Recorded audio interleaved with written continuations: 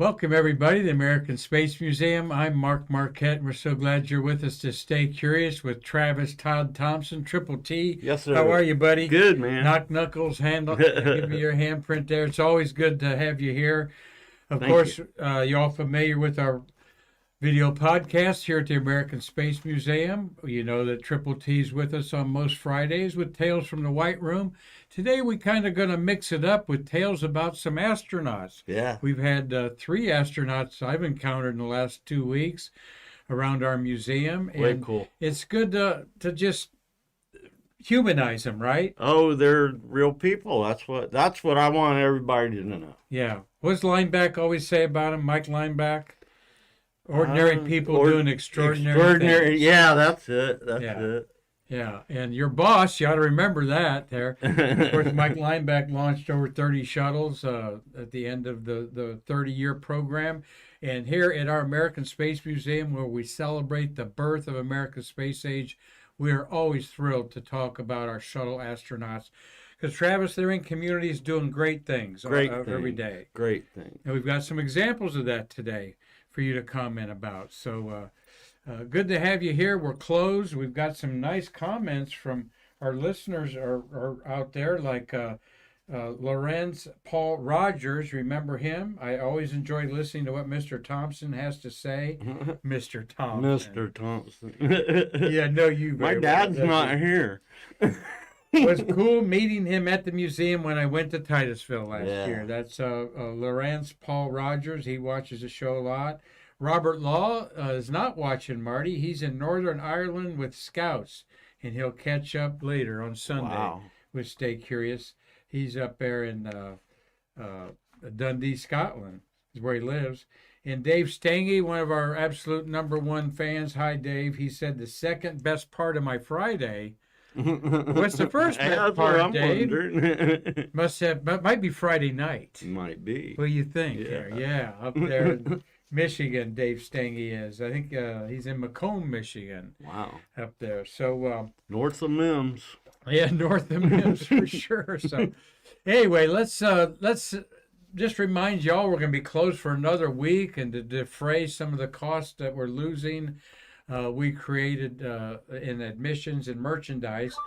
We are friends with Mr. Chris Calley. Hi, Chris. Such an important partner of our museum and a great guy and an awesome artist. That is his picture, Travis, of the EVA of Ed White on Gemini 4 on the left. Wow. And his father, Paul Calley, one of the first 8 artists allowed on Kennedy Space Center in May 1963 to do Gordon Cooper's launch. He was the only astronaut allowed in the Apollo 11 suit room. In the suit room. The only artist allowed in the suit room. And that is his Power to Go, a Saturn rocket launching off there. I like Yours all for three. $25. I like all 3, but I think the middle one is... All 3 are $72 plus tax and shipping. And we're going to hopefully have the printer deliver our first supply of them next week. He's been working on it. And that is T-Bone Design here, Mr. Rob Summers. Marty, did you talk to Rob this week? Is he okay after his surgery? Good. Well, I didn't get to talk to him, but he's had some medical issues, and it's quite an operation there. But here's your workplace. Yeah. All right. I love that walk. That walk out the gantry there. Did they always have it covered so you couldn't look down? I understand. Not always. Originally STS-1, 2, maybe. But somewhere in there, they lined steel plating underneath it and on the sides so that in case of a fire coming up, you have more protection than grating. Okay? Makes sense. Plus, your knees aren't knocking when you're looking at 300 feet down. Actually, what level was this? Well, it's 195-foot level off of the MLP, and the MLP is probably 100 feet high. So you're about 300 some feet up there. Roughly. There you are on the far right when you were eating those good meals at the local barbecue. And just kidding you a little bit there, but this is astronaut Stephen Robinson on STS-114. You can tell by the mission patch that you guys have there. Right. A typical day on the, you taught me a new acronym, TCDT. which is terminal test demonstration count. Wait a minute, did I get terminal that right? terminal countdown That. demonstration test. I'm sorry, I screwed that. Which way is that, Marty? TCDT, terminal count demonstration test. There you go, TCDT. I screwed it up. Do you know what Robinson's kind of famous for? Tell me again. I think I know. The spacewalk where he got the gap filler. Oh yeah, he did that. Well, this is one. Yeah, okay. On the return to flight. Yeah. They had these little pieces of gap filler. Tell us what that's about. Well, they Travis. put him on the end of the arm, right? Yeah. But what's a gap filler? And gap filler is the tiles are really close together, but they put gap fillers in between, and they're bonded in with RTV. I forget the term of that, but vulcanized something. But he had to bond it in there to make it stick so that what they're supposed to do is keep the tiles from breaking. So that's why you put a little blanket in the middle. Yeah. So you can't put grout like you would tile in between these precious lightweight tiles are bonded they put foam to the type of thing. Yeah, tiles are bonded to the thing. That's where our sew sisters, Jean Wright, and she used to make the gap fillers. They'd sew them by hand. Yeah. So a couple were protruding. They're worried about reentry. That could mess up things, believe it or not, and not burn off. It could actually mess up some of the aerodynamics. He had to go out there and do a spacewalk under the belly and pull them out. Yeah. And he handed them to Terry White on the runway at California when they landed out there. So I opened the hatch. I was there, but yeah, he went and saw Terry on the runway. Yep, had him in his pocket, Terry said. Handed him to him, and now they're in the Smithsonian. I remember that. But just a nice little, always a photographer around you, right? I mean, you had to get used to that. Yeah, right? we did get used to it. Some of my guys had bigger heads than others, but yeah. But it was something that was just there you had to deal with. Well, because NASA wanted to document everything, correct? Yeah. And there was a camera in the White Room that might have taken this picture, actually. But they would give me, because my desk where I stood and opened my book and read everything I needed was right in front of this camera. Mm-hmm. So I would get a courtesy click when they wanted to take a photo of the astronauts or somebody there, and then that would tell me to back up. And then I'd hear the camera click, click, click, click, taking pictures. So neat. That's how things had to work. Well, we are grateful that Christopher Mick's watching, Bennett Scarborough, Carrie Ann Ludwin Muncie, Laura Mendez, James Sigler, Dan Veranek is watching. He's in Indiana. Chris Boyd. Hey, Chris. Good that you got time to watch today. Tim Harris and Larry Reed are watching. Larry. You know Larry? I think he was an engineer. I know. At least I knew Larry Reed. All right. Well, that's why he's watching to stay curious with Triple T here today. Awesome. So we're going to get a little bit of space history in before we get to the astronauts. By the way, on this date in 1958, President Dwight Eisenhower signed into legislation law creating the National Aeronautics and Space Administration. The National Aeronautics and Space Act was a federal statute that created NASA and officially began operations on October 1st, 1958. So thank you, President Eisenhower, for creating NASA. It was originally the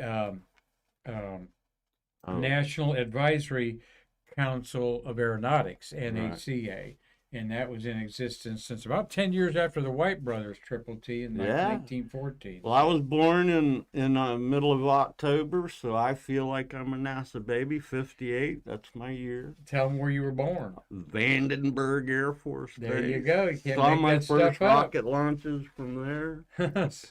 Well, also in space history today, what I'm showing here is an Atlas an Atlas rocket. No Centaur on it, just the Atlas first stage.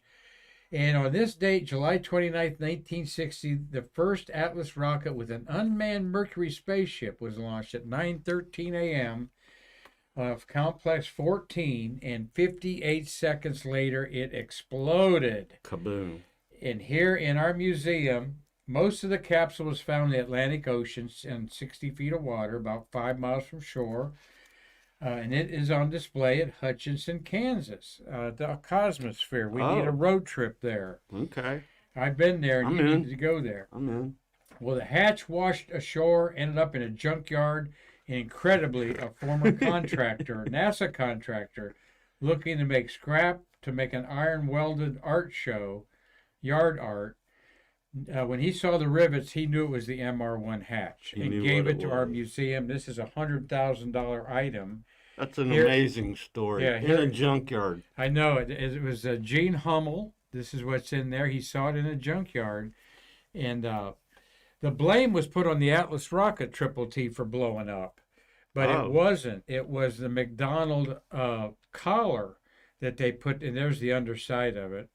As I back up here, the McDonald collar, the black that the Mercury Atlas, that Mercury capsule is resting on, fatigued at maximum dynamic pressure, 58 seconds, and it basically broke, and the Mercury capsule just ripped right through the Atlas rocket. Okay, I never really knew all that. But people think the Atlas rocket failed, and it didn't. I just thought it blew up. The amount that it was blown up by the Mercury capsule.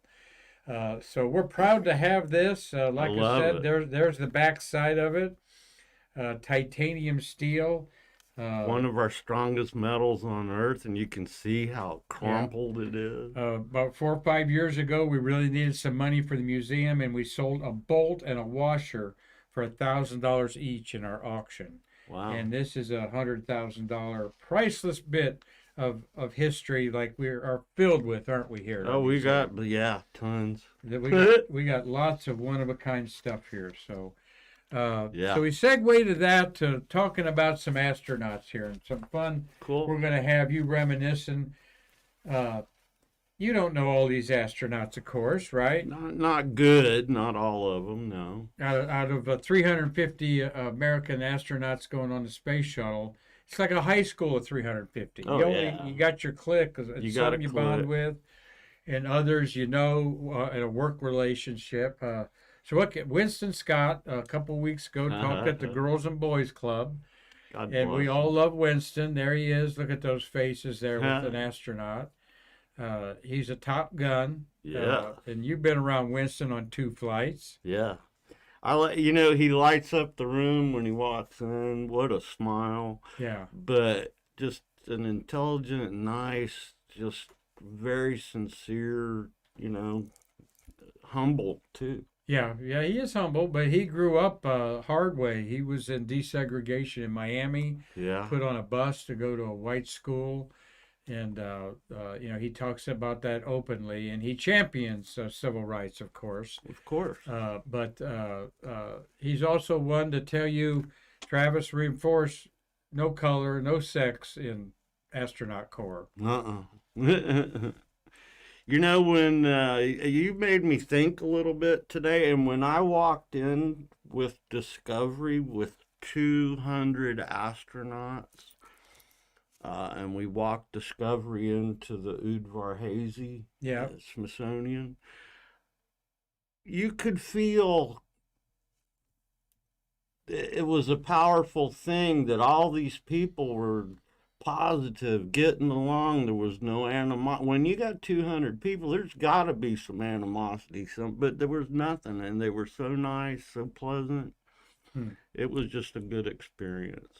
Marty, I'm not getting our right numbers there, but okay. Well, here he is a Top Gun, so when he left, I said, Winston, give me a big wave there. Yep, he's got a Corvette, nice big old fat Corvette there. Yeah. And he was a vice president at the local Florida Institute of Technology, and just freely gives his time like so many of them do, right? Oh, yeah, they do. And that's kind of the deal. Once you're an astronaut from now on. Uh-huh. And they continue to help in the community. A lot of them are public speakers. Winston goes to the Boys and Girls. It's they're real good people. But that's the main thing. They're people. I want you to know. Some of them have faults. I can count less than one hand the bad experiences I've had. I mean, it's all, and the only bad experiences I've had were usually my fault. Okay. Well, seeing that Corvette reminds me of the Apollo astronaut. Yeah, and Mercury. Apollo 15 lands on the moon tomorrow, About that. 51 years ago, July 30th, 1972. Think about that for a minute. Lem with the tail number 10. That Marty Winkle was the electrical engineer on there, our Right. Awesome. co-producer here. Marty, you think news headlines are going to have much about that tomorrow? Nope, not at all. He says, nope, not at all. But we never forget, and that's why we want to keep it alive. That's why we're here. That's why we're here. Fourth time we landed on the moon will be tomorrow, July 30th, Apollo 15. And we'll talk about that Monday and Tuesday on Stay Curious. They landed near a lava, looks like a river, but there's a lava river after popping over a mountain. Yeah, quite a daring thing on there. So, well, we had another astronaut encounter just Wednesday, and that was with this guy, John David Bartow. Please watch Wednesday's show. Bartow is one of the pioneering mission specialists. Okay. He was 51F. Right now, it was launched. His mission was launched on July 29th, part of our Shuttles of July in 1985. And he was an astrophysicist and was up there with Space Lab 2. And we had an awesome talk with him. Right. And we had Mikey Haddad, Tales from the White Room. There's Mikey in the red on the left. He does this was his monthly segment, Tales from the Payloads with Mikey, not Tales from the White Room, Payloads with Mikey. And that is Louis in the background. Delgado. Yeah, thank you. Louis Delgado in the background talking to our chief operating officer and auctioneer Chuck Jeffrey there on the right. Yeah. In our kind of disheveled Cape Canaveral gallery there. You can tell. And, you catch an astronaut sneaking around your Cape Canaveral gallery there, right? Like Dr. Bartow was. But what a great, amiable guest. Pleasure to meet him. There's Mikey Haddad on the left. And I remember Mike. Louis Delgado on the right there. And boy, we had a great talk with him. They talked about the Space Lab experiments and a lot of other things, but also we talked about the Cola Wars was going on. This got launched up, and they had Coke versus Pepsi carbonated beverages up there in space. So we've actually got a Coke can that Chuck, our COO, brought in. Let's go back to set up here with John Harrington. Yeah. He had one mission. And I forget which one that was, kind of late in the program there. And he kind of befriended you. Yep. And he's a Chickasaw Nation tribe member, the only Native American get to go to space. And my ancestors were able to rise to challenges that came their way. I'd like to say I'm doing the same thing. I believe so, he is. I asked you that he was important with the horrible tragedy of Columbia. You were a lead out there in the recovery under Mike Leinbach's direction, run around in a helicopter, doing your thing, which was looking for debris. And you're out there over 2 months, I think, right? 57 days I flew, but who's counting, right? Yeah, who's counting? So tell us how John Harrington came very important to you. So I had 920 American Indian woodland firefighters from up north because it was not firefighting season up north. So they were able to come and help our recovery effort.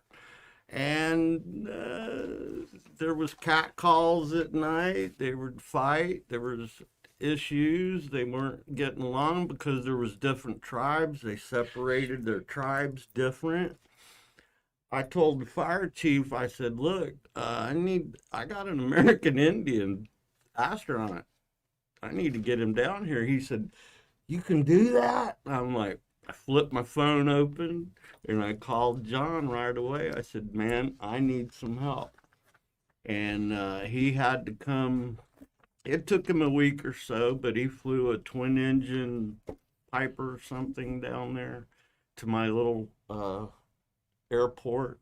And I threw him in the car and we drove to the incident command center.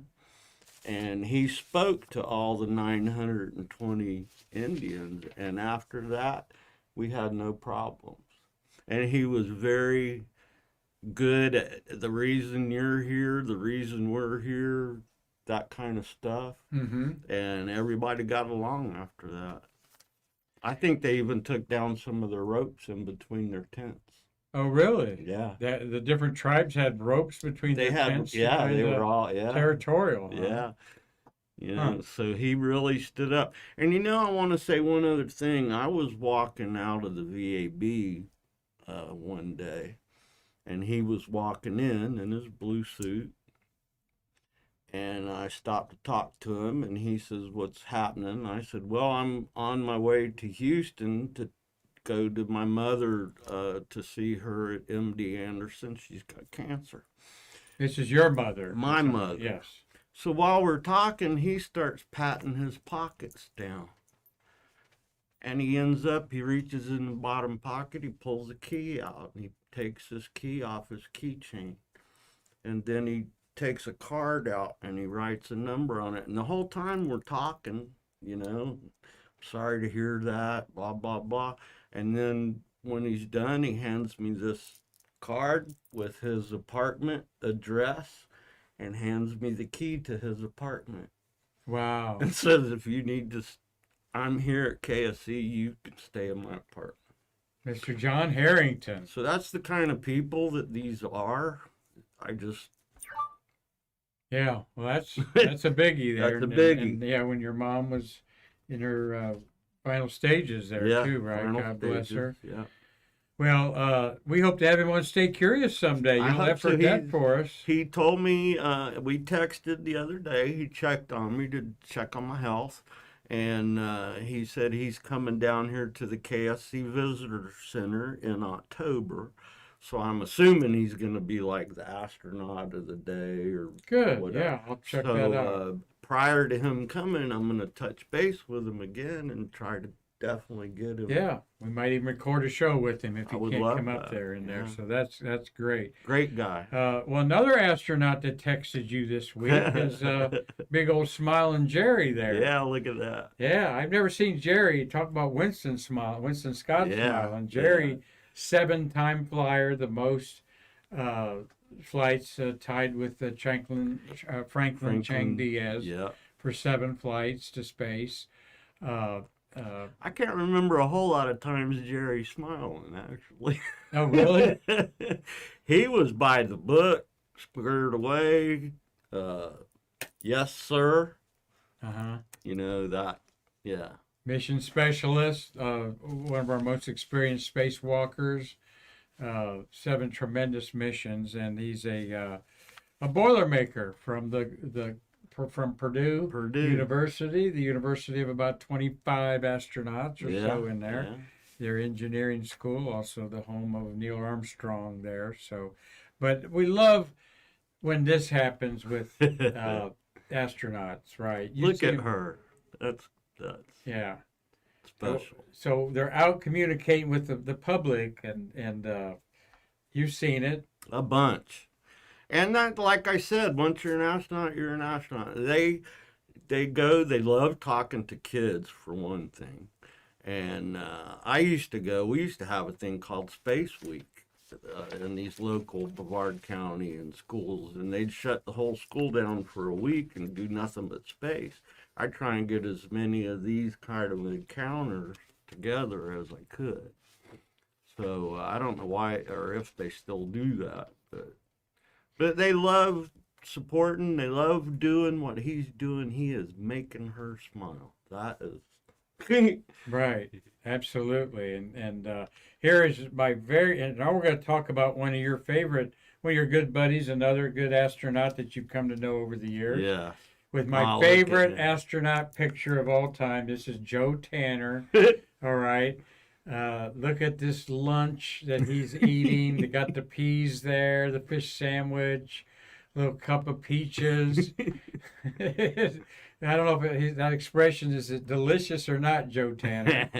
But he was on 2 flights, STS 66 and 82, and one of your good buds. Yeah. Tell us about Joe. I've got to be buds with him. He was one of my ASPs, astronaut support person. Was my number 2. They spend a whole year with you, right? They spend a whole year. I certify them, I train them, and they work for me. You know, a lot of the women would say they work for me, but I'm pretty sure it was the other way around. Okay. But Joe is my good buddy. He's the one that turned me in for my Snoopy ring. Yeah, let's show your Snoopy ring silver there. For, Snoopy. There, yeah, you show we've got pictures of that, but it's and it flew on STS 95 with John. He wants to zoom it in on okay. Yeah, zoom in on your less than 1% of the workforce get this. Yes, it does look like Snoopy on top of the doghouse, flying the doghouse. And tell us how you got that. And well, we were on a mission. Joe was my ASP, and we had a problem with the hatch, and it was the seal on the hatch. It was leaking. It was not, when we pressurized it, it wouldn't hold pressure. So I called the engineer and said, hey, I need to change seals, and he was on his butt. He said, well, I left that book in my office. And I said, well, he said, I got to go get it. I said, you go do that. And I changed channels, and I went to Mr. Leinbach, and I said, look, I got an issue. Engineer's on his butt. I have all the contingency paper here. Can I take care of this? And so basically what we did was we saved the launch from scrubbing. Which is dollars. Translates to money, right? And I remember Joe leaning over in the White Room after I just got done doing everything that I needed to do and made it work. And Joe reaches over and says, you know, you just saved the American taxpayers about $4.5 million. Wow. And I was like, no, we did. But then I got my silver Snoopy for that. So cool. God bless him. He's a cool guy. Well, here's what he wrote to you, Travis. He's there's his lunchroom there. Good. There's a autograph to you, Travis. Please accept your Snoopy as a swell token of our appreciation for what you mean to us! Exclamation point. Thank you, Joe Tanner. Wow. Love him.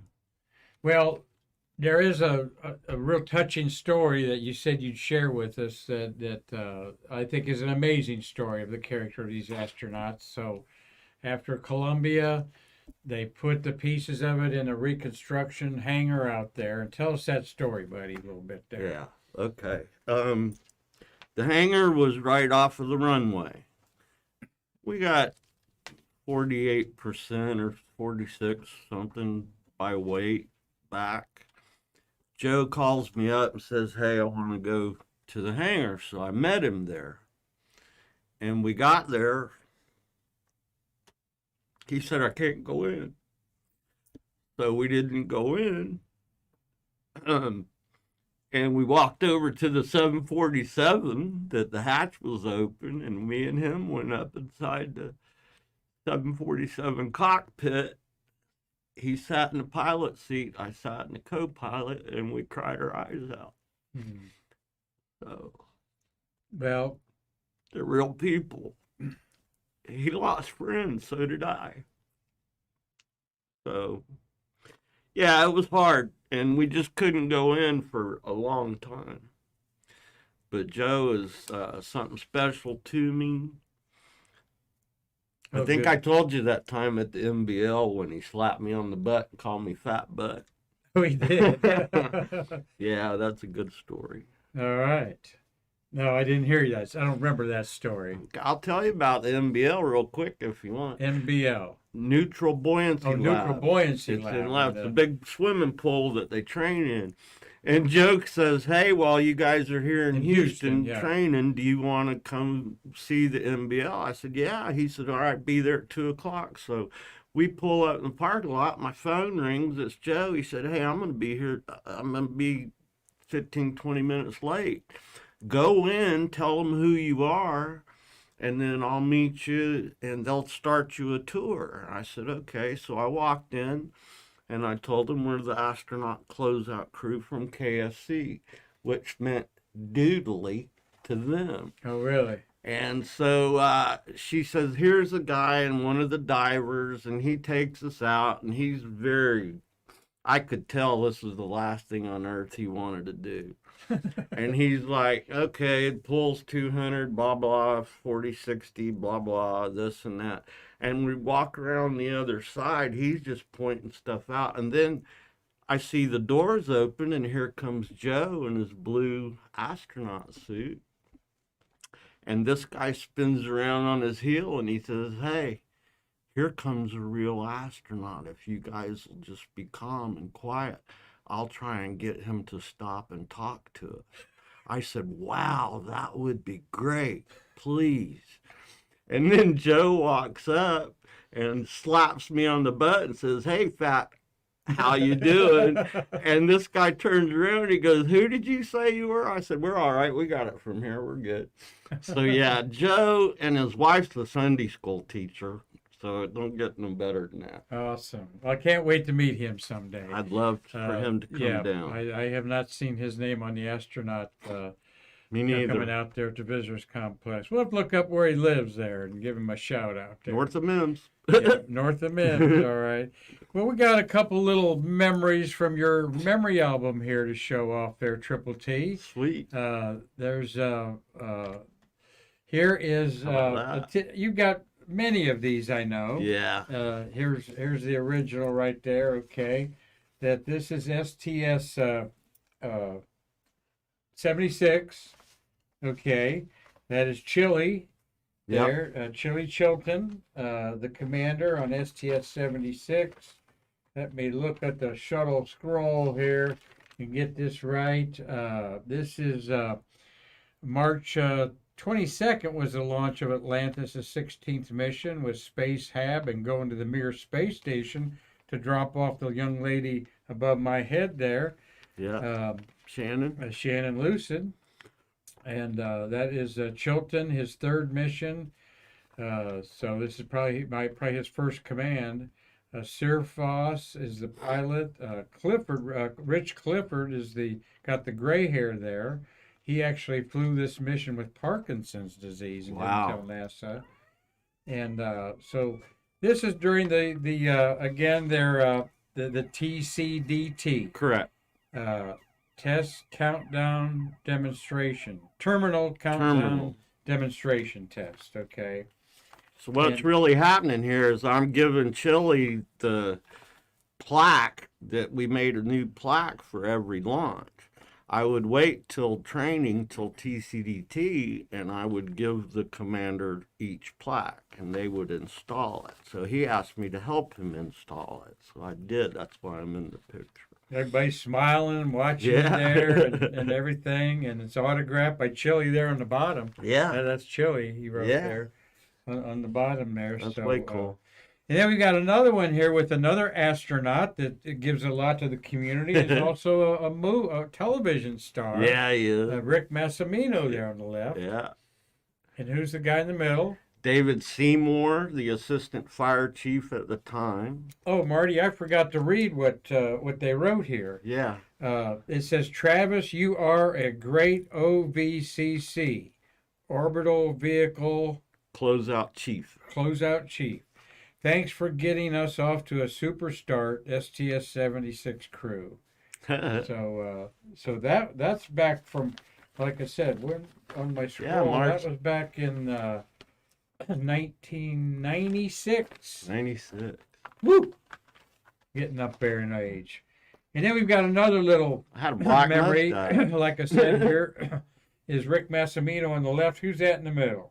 David Seymour, the fire chief. All right. So you let the fire chief up there too, huh? Well, we always, during TCDT, the fire chief, there's a fire locker on the 195-foot level. Uh-huh. And then I have a close-out crew locker. So the fire chief, George Hoggard or David Seymour, would be up there and explain to the crew what is in the locker, what they could access if they had to in an emergency if they were by themselves. Uh-huh. So that's why Dave's there, because he's explaining to the crew. And then I go out there and explain to them, So we do a walk down prior to this day, and then they all go drive the 113s. And so it's a 3-day training, basically, for TCDT. And the astronauts spend 80% of their time in Houston, right? So Yeah. they're always jazzed when they come here, right? Yeah, they love it. Yeah. And when they get assigned to me, to the closeout crew, they're here for a year, Uh-huh. basically. This was STS-109, the Hubble service mission. Massimino is very important to that. I mentioned that he was a TV star. Tell us where we see him on TV. On, oh God, what's the name of it? Big He Bang called Theory. Fruit Loop. Big Bang Theory, yeah. He called, what's his name? Fruit Loop. Wolowitz. Wolowitz, Yeah. On the fruit. Yeah, he's quite a character on there, and they actually tried to develop a spin-off with him. Did they? Yeah, as an astronaut, but he does a audio podcast with Garrett Reisman, I think. And I've listened to it a few times. It's called Two Funny Guys or something like that. Yeah, And yeah. They a lot of astronaut I stories. followed on that. him one day. We had to go get something out of his office when we were in Houston. And I followed him, and we got to his office, and he spun around on his heel, and he said, "Do not tell anybody what this room looks like." Oh, really? So, yeah, you'll have to use your imagination. All right. He looks like a tall guy. He is. You're not short. I'm I mean, 5'8", Yeah. but yeah, he's 6'2" or 3". really interesting. Yeah, he was one of these astronauts on the last Hubble mission, turning a screw 1/4 of a turn for hour and a half or something like that, and then going to the next one. Very tedious How to fix tedious, yeah. to fix that, to upgrade the Hubble. Well, what Massimino says to you is, to Travis, thanks for the great training and support. Would not be able to make it to space without you. Mike Massimino. How about that? So that's some high praise there. Yeah, So I'm proud of that. we appreciate Mark Usiak watching. Christopher Mick, Ophelia is in France. William Whiting's watching. Pam Kendrick Williams is watching in Texas. All right. Who's that? Deborah Johnson? All right. Deborah Johnson Reich. Got Sorry. who else we got there? Got your daughter. Tanya, yeah. Larry, I can't read. Pushker. Okay, Yeah, Pushker. he's been in the museum. Dave's watching. Dave Strange. David Palmer, Luann Angel, Iva Talapakova, Good enough. Gary. Gerald. Oh, Gerald. Yeah, he's a Stay Curious And fan. Tom. So. Sorry for the audio problem today, folks. My fault. I moved the microphone and the plug come out, so I will get slapped around for that later on.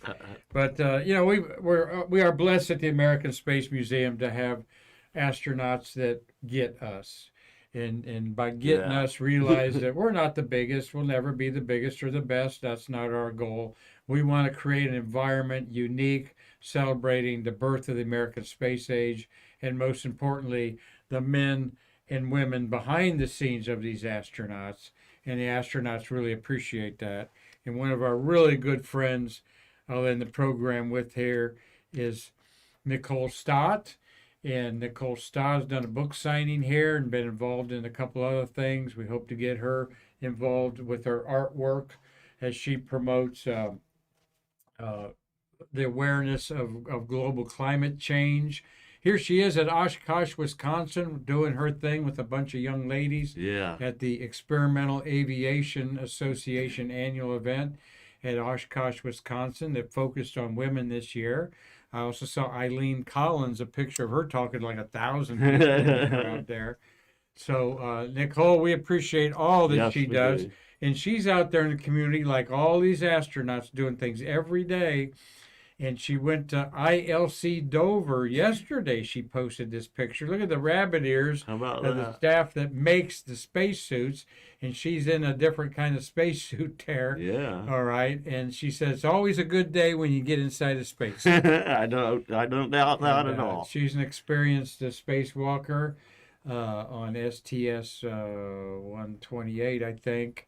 And then she went to the space station and did a 6-month stint Right. up there. So there she is having fun with all the crew at ILC Dover in Dover, Delaware. She's a great lady. She's a great lady. So, Travis, you got anything else you'd like to contribute to Stay Curious today and your wonderful insight Well, I would just dealing with these astronauts? want to reiterate that, you know, these are real people. They're not 100%. You know, that Angels. some of them have faults, Yeah. but they're what my point is, they're real people, so they're just pretty cool. Well, you're pretty cool, and we appreciate you being a real person and sharing your triumphs and tragedies Yeah. involved with your very important job putting astronauts in their spaceship.